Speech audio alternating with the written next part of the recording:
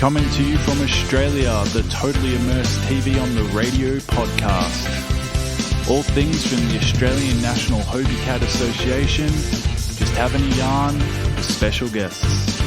Kick back, relax, and take it easy.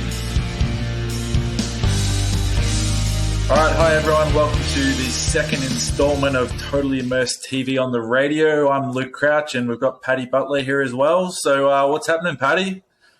Oh, mate, living the dream, staying classy.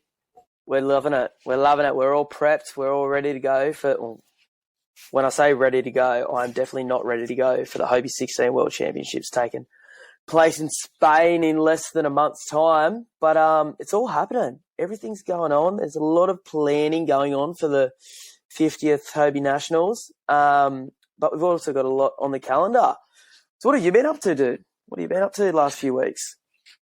Not a lot. Yeah, we're not going to the Worlds, but we've been training with the World teams like Fletcher and Georgia and Cam and Joey and Conor and all that. So it's been good down at Port Melbourne for the Winter Series. But yeah, as I said, we're just getting ready more for the Nationals, I guess. So yeah, what about you guys? What's been happening up north? Much? The main event. Oh, look, we've been having a fair amount of time on the water here in JB. We've got a good bunch of groms sailing out of Vincentia Sailing Club at the moment.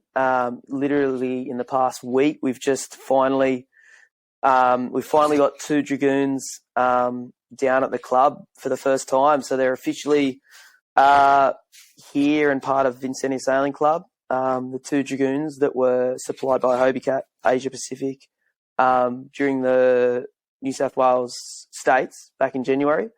It's really, really awesome to have those two boats down here in JB and on the water and free to use. We got all the access now for the kids to use. And, man, I don't know if you've ever sailed a Dragoon, but they are so much fun. And they are so forgiving as a boat compared to, say, a Hobie 14 or a 16 for that matter. But for a kid, for a grom in that, 8, 10, sort of 15, 16 years of age, they are such a fun boat. So today we had about a 15-knot nor'easter blow in, which is scary because it is August and it was a summer sea breeze, so it means that this summer is not looking cute at the moment. We can talk about that later on, closer to summer, when La Nina's in full force.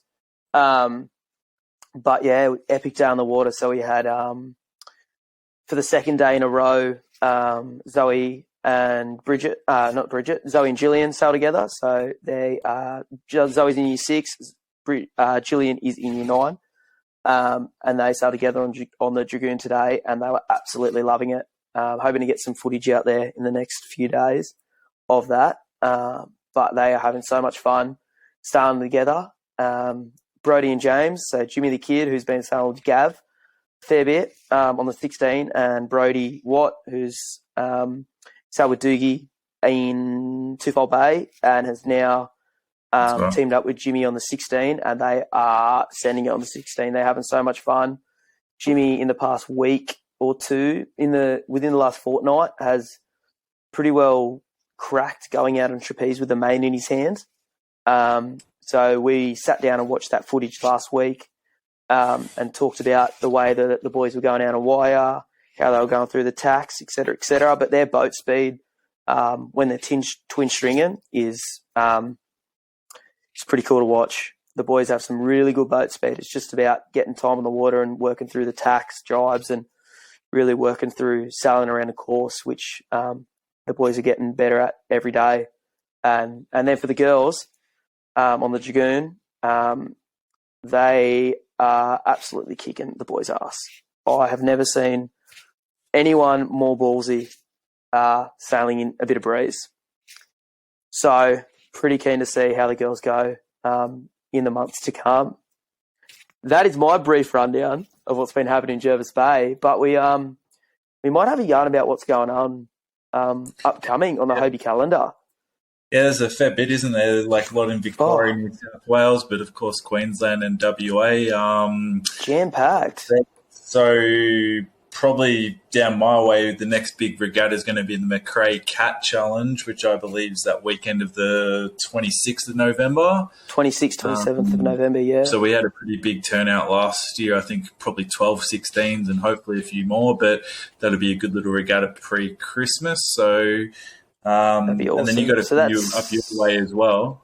Yeah, we've got a fair few. So going backtracking, so the McRae Challenge, that's the week after the Bullets Regatta, which is also the New South Wales Hobie 16 State Championships. So see how we go. We'd love all you Victorians to come up our way and play on Pittwater. It's always going to be a good time, and we've got a pretty cool social schedule lined up for the States in Palm Beach. And Palm Beach always put on a good show. The team at Palm Beach Sailing Club are awesome. So the New South Wales States for the Hobie 16, Hobie 14 Turbo and the Tiger and Wildcats will be there. Ideally, we'll more than likely have 2 Dragoons up there as well. So if you guys are coming up from Victoria, by all means bring a Dragoon along because our 2 Dragoons from Vincentia Sailing Club, I can pretty much confirm now they'll be there. Backtracking again, 29th and 30th of October, which is the last weekend in October. VSC is going to hold a Nationals training weekend in the Bay, and that'll be Saturday, Sundays sailing. And that's aligning with the Sand and Sea Festival, which is an annual festival that takes place out of Jervis Bay on Huskisson Main Beach, which is where the World Championships were held back in 2014. So that'll be a really cool opportunity and a really cool opportunity to showcase Hobie sailing in both the Jervis Bay community and the wider water community, basically, because there's a lot of people that do kite surfing, paddleboarding, water polo, all these different things. They do an ocean swim, kayaking.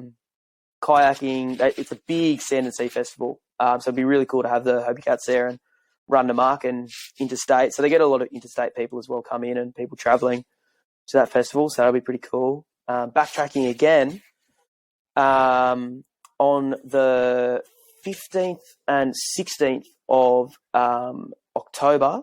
Sorry, let me double check. 15th and 16th of October. I got it right. You good thing, Butler. Mannering Park Amateur Sailing Club are hosting their annual 14-foot regatta, Phil Johnston 14-foot Memorial Regatta. So that's taking place 15th, 16th of October. The crew from VSC is looking to be heading up there to really showcase the Hobie 14s. The Central Coast guys will be there, obviously, as well from Toukley. So there'll be a very solid showcasing of Hobie 14s at this regatta, which will be really awesome because there's going to be a lot of other 14-footers there, the Murray Cat guys, more than likely a couple Paper Tigers, and the NACRA 14-footers. And then more than likely our Dragoons will be up there as well, run them up in the bunch. So it'll be a really cool opportunity to get as many 14s up there as we can. And get around it because that's a really fun regatta and a really good time to get everyone around and focusing on the simpler things in life, such as Hobie 14 sailing. Backtracking again, we've got the 50th annual Wildcat Regatta. That's going to be huge. That's always been the largest catamaran regatta in Australia for a long, long, long time. So 3 years lucky, same as our 50th Hobie Nationals. The 50th Wildcat Regatta will be a spectacle. That's up at Great Lakes Sailing Club, about 2 hours north of Newcastle, hour and a half, 2 hours north of Newcastle. So if anyone is around and not in Spain, that'll be an awesome opportunity heading up there for the weekend, for the October long weekend during the school holidays. And then, again, the WA Cat Classic at Nedlands Yacht Club will be taking place on the 25th, 26th of September. So that'll be a cool thing for the WA guys. That's all cats welcome. And the Hobie Cats always have a pretty solid outing there at Nedlands Yacht Club. So that'll be a really fun thing. And then next weekend, MB and I and Gavin Flynn are chuffing on up to Brizzy at RQ to have a little bit of a training weekend up with the Queensland guys. on Moreton Bay. So if anyone else is keen to join, do a bit of FIFO this coming weekend, by all means, jump on in to the party. Batesy said we're allowed to stay at his house, so open house. Don't tell him I said that. Anyway, with all that out of the way, apologies for the bit of a ramble. This September, we'll be coming to you from the Hobie 16 Worlds in Costa Bravia, Spain. Make sure you tune in to the Totally Immersed TV on the Radio podcast for all the latest on the racing and exclusive interviews with the Australian team. Good luck, boys and girls, and bring home the silverware. So for our final segment for Totally Immersed TV today, we have got Conor and Joey on the line. Conor and Joey, how are you guys? Pretty good. Pretty excited. I think three and a half weeks, and then we're heading off. We've done so much. Not too long to learn. Yeah, Melbourne's been freezing, and there's been no wind. Heading over to the heat wave up in the Northern Hemisphere. Epic. So for our segment today, we are talking about travel tips with the Hobie family, and who better to ask and have a yarn to today than first-time Hobie 16 Worlds competitors and Victorians, Conor and Joey. So talk to us. How are you guys feeling going into your first Hobie 16 World Championships? I understand it has been a pretty good year for you guys so far on the Australian Championship Tour. So give us a rundown of what the planning has been like and how you're feeling going into it. Yeah, it's been pretty spontaneous, sort of booking the Worlds. We had a good result in Victorian States. We came sixth. Yeah, it was pretty good. We're pretty chuffed with that, actually. That's our best result. We've sort of been getting progressively better over the last 2 years since we started. Yeah, we booked the flights pretty much a week or so after because we're gunning for the Worlds. I'm excited, yeah. Yeah, sort of. Want to get up there in a start line with a few boats. I don't know how many. 150, 200? Yeah. And excited for sort 60 odd boats on a start line. 60 on the start. So excited for that. Excited to just be sailing with a whole heap of new people and give it a crack, really. Just stoked and can't wait to get in. And yeah, we've been actually practicing during the week, and every chance we can get, really. Probably, yeah. Well, we've been trying to do a winter sailing, but I think we're coming first in the winter series because we were the only boat that went in the one race that happened. Yeah. So, Melbourne weather hasn't really held up that well over winter. Yeah. Putting the effort in and time on the water, it gets you there. No, that's awesome. So exactly. So heading into Europe, Conor, how's it? What are you feeling like going back north for the first time for a while? Yeah. Looking to see any relatives or anything? Yeah. The reason why we booked it was because it was in Spain, and I haven't been home in a while, obviously 3 years or so. Haven't seen the parents and the family, extra babies and so on and so forth. So, we tacked on a trip to go to Ireland for a couple of days prior to the Worlds. And then, straight into it really after that. 4 days in Ireland and then straight over to Spain to pre-qualify, which is going to be interesting. And then hopefully we get through that and we'll see you guys and a lot of the other Australian boats, which should be really exciting. Yeah, I'm really looking forward to the team as well, the team aspect. There's been a lot of work with trying to get T-shirts and stuff like that. And just speaking with the other guys, everyone helps each other out when you fix up the boat and make sure everything's tuned right. So, yeah, I'm looking forward to getting advice from everybody and just sailing and having fun, really. Oh, for sure. I think that's a big thing too that we've been playing on is the Team Australia aspect of it, where there's I think just under 40 total sailors heading over to Spain for the whole 2 weeks. So it's going to be pretty cool. And the qualifiers is the sort of time where a majority of people are there. A lot of people have just sort of finished the Grand Masters and the women and youth. And then a lot of people are getting there that little bit early, sort of watching it for the qualifiers, and especially towards the end of the qualifiers when a lot of the pre-qualified people start arriving and getting into it and feeling the vibe of the thing. So that period of the regatta is going to be super, super cool. There's going to be a lot of people there, both from around the world, but from Australia as well. So I think we'll all be getting our Team Australia gear pretty soon. I think ours is waiting for us up in Queensland next weekend.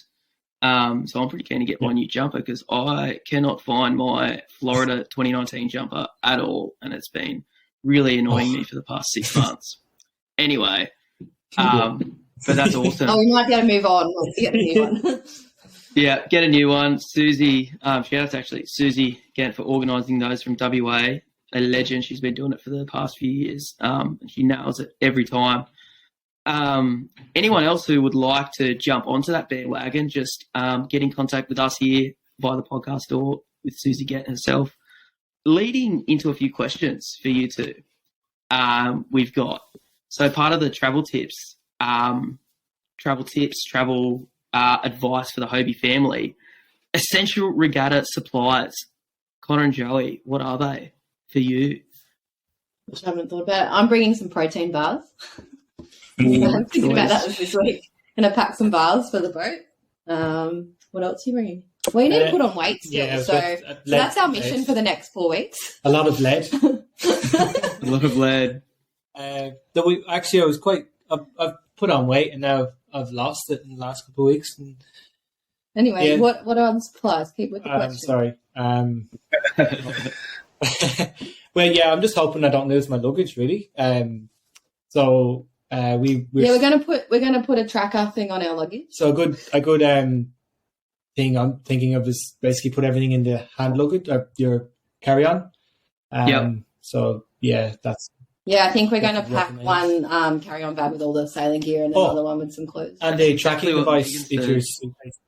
Yeah, that's exactly what Megan said last week. So good. Actually, I've got to get onto that too with MB. There's a lot of things I've got to do in the next 3 weeks before we fly off. It's all happening. No, that's awesome. Yeah. What about what else was there? Any other supplies you need for a regatta? Any regatta? There must be something else, Rand. Connor used to have a lucky rock. I'm not sure if he's going to bring that. Yeah. Oh, it's in Ireland actually. His mum might pass that to him when he comes to Ireland. It's like a rock about this size. It's like a stone, and it's just the shape of a sock, and it's right at the top. You can use that for ballast as well. So wait. Take it up to the lead that you get. Actually, that's a good. Actually, on that lead topic, we've taken lead over in the past, but a thing you find with Hobie Worlds is that you always come home with a lot more stuff than you took over. So it's always good to. I know for a fact there's dive shops in Costa Brava where we're going. So it might be worth not bothering taking lead over and just getting lead over there. Thanks for the tip, because I wasn't sure what to do with that. There's no way I want to pack weight in my luggage.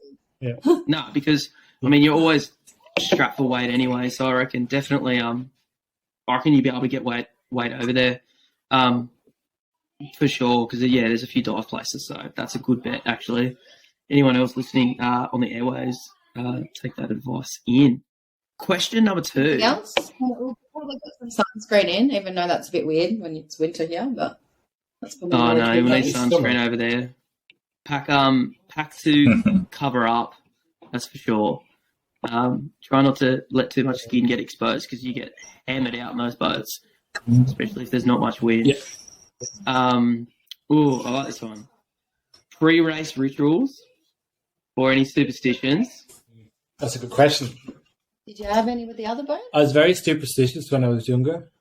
When he sailed lasers, he used to have a lot of rituals, I think, but I haven't really seen them come out with the Hobie. Well, you don't have to make up one if you don't have one. No, yeah. And I was superstitious when I was younger. I was just trying to think of the things I was doing, but I just wouldn't walk underneath the ladder and stuff like that, the general ones. During the like a couple of days or a week, even before the event, my dad would be like fixing up the house and stuff, and I'd be just conscious of like, or see a black cat, or I think if you see a spider, obviously you don't kill it, but someone said, "Oh, I can get rid of the spider," and I'd be like, "I'm not getting rid of the spider because it's bad luck." So yeah, things like that. I don't know. That's good. That's good. I didn't know spiders were superstition, but I always try and take care of the huntsmen that live in the boats at Plantation Point. Last one, and then we'll let you guys head off. Keep it short and sweet. Now, you guys are notorious on the Hobie 16 start line, for good and for worse. So, tips for a start line. What have you got? Any tips for a start line, or walk us through your approach for a start line, even? Oh, we're up and down. When we have a good start, we either start first or we start last. It depends. I think for us, that's Hobie Sailing. Or we go over on the start line because Connor forgot to clip in. I always find, because there's two people on the boat, and I come from a laser background, communication is definitely key. I know it's like, it's common sense, but like if you've got 30 seconds to go, and then you're sort of almost talking to each other through, you're talking yourself through it, and you had a pre-plan going into where you wanted to go, and it's almost like a backup plan to say we're not there, like we're not going to be at the pin end. If we're not, plan A is to get to the pin end and we're not there, know when to basically pull the trigger and go.